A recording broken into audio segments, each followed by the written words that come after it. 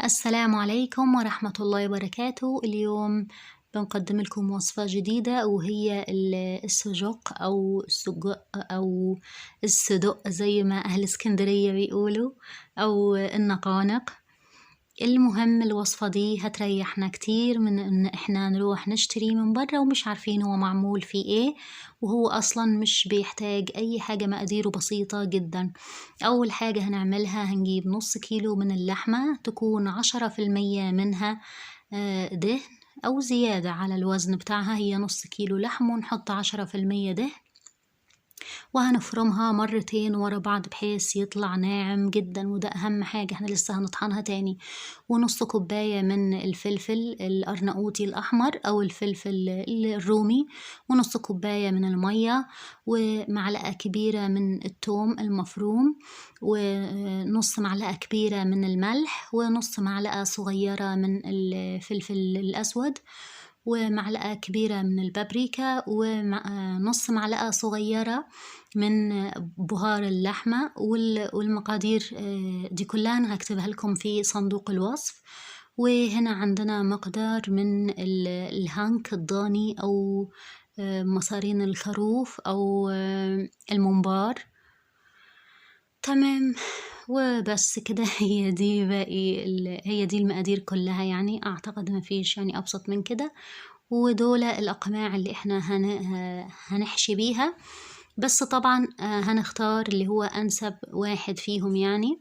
أول حاجة بقى هنعملها هنجيب القالب أو الطبق، أي حاجة يعني إحنا هنعجن فيها المقادير دي.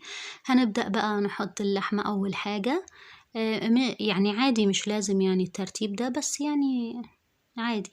مش ما ترتبطوش بحاجة يعني، بس عادي. هننزل باللحمة بقى، وبعدها هنحط عليها الفلفل المفروم، والفلفل برضو هنطحنه طحنة كويسة. ولسه ده كل الحاجات دي كلها تطحن مرة تاني، مش هنعتمد بس على الطحنة دي طحنة أولية يعتبر. وهننزل بالتومة برضو اللي هي مفرومة، وهننزل بالبهار، وهنقلب المقادير دي كلها مع بعضها كويس بحيث ان هم يندمجوا. وبعد ما نوصل بقى لمرحلة معينة هنوقف طبعا. واحنا مش اصلا التقليب ده كله انا مش معتمد عليه يعني، هي لسه كده، لسه بنقول يا هادي. لسه هنقلب كده شوية لحد ما يوصل معانا للقوام ده. هنجيب بقى نص كوباية المية اللي احنا قلنا عليها في الأول، دي مية عادية خالص، من ولا مية هي ولا دافية ولا سخنة ولا باردة ولا أي حاجة، مية عادية خالص. هنحط منها شوية والباقي هنركنه على جنب وهنقلب. المرحلة دي بس أنا عشان لما أجي أحطهم في المفرمة يعني يسهل إن هما ينعموا قوي. تمام، ودول أنا هسيبهم أثناء ضربهم في المفرمة، مش هحط المية كلها، هسيب شوية.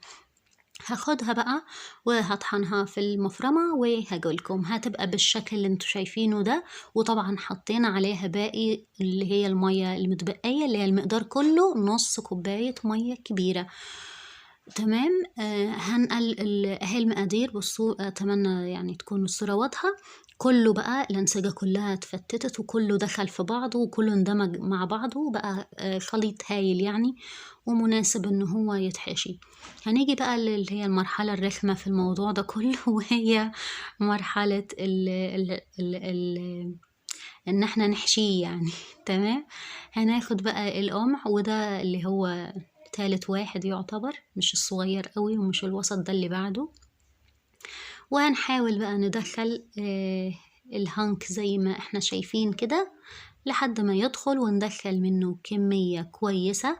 وده لازم يعني بحيث ان احنا كل ما نقعد نضغط عليه كل ما الخلطة دي تدخل جوه لحد ما ايه هنكمله يعني. ده كله انتوا هتشوفوه.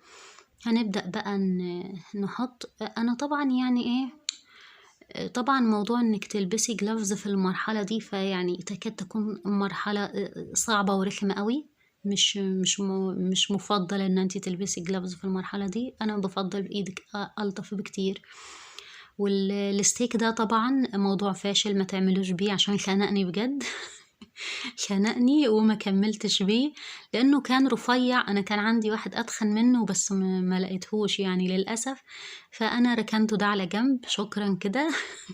كتر خيرك. وبدأت أعمل بإيدي عادي، كان أسرع وأنجز بكتير قوي بمراحل يعني. وهنبدأ بقى نعمل واحد واحد لحد ما نخلص الكمية اللي معانا دي كلها، ونتأكد ان احنا مش ضاغطينه، دي اهم حاجة. اهو بايدينا عادي خالص، اهو انا بقرب لكم من الكاميرا بس عشان تشوفوه. الموضوع سهل وسريع في ثانية يعني، مش هياخد منكم وقت ان شاء الله. وطبعا الهانك ده احنا مش بنعتمد على تنظيفة الجزار على فكرة خالص، احنا بنعيد تنظيفه تاني في البيت. وده طبعا يعني اكيد كلكم عارفينه. تمام. هنكمل بقى الحشو يعني بتاعه عادي لحد ما نخلص كل الكمية اللي معانا. انا هنا بتأكد بس ان هو ما يكونش مليان قوي، عشان انا مش عايزاه مكبوس، عشان لما يبقى مليان مضغوط قوي جامد هيفرقع.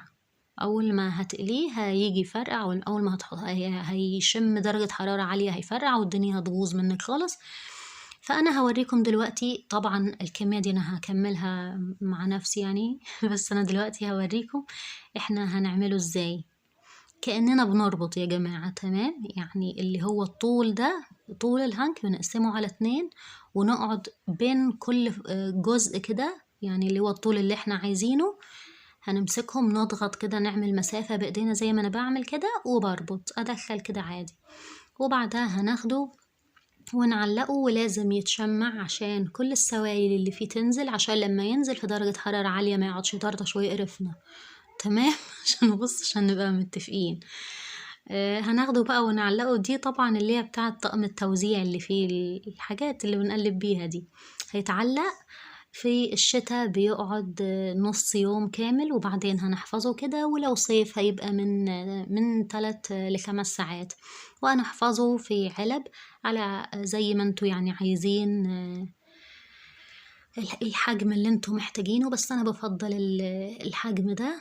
وناخد بقى على يعني حسب ما عايزين. اتمنى تجربوه وان شاء الله الوصفة هتعجبكم. اعملوا لي لايك، ما اللايك مش بيتعب يا جماعة والله، بالعكس بيساعدني. السلام عليكم ورحمة الله وبركاته.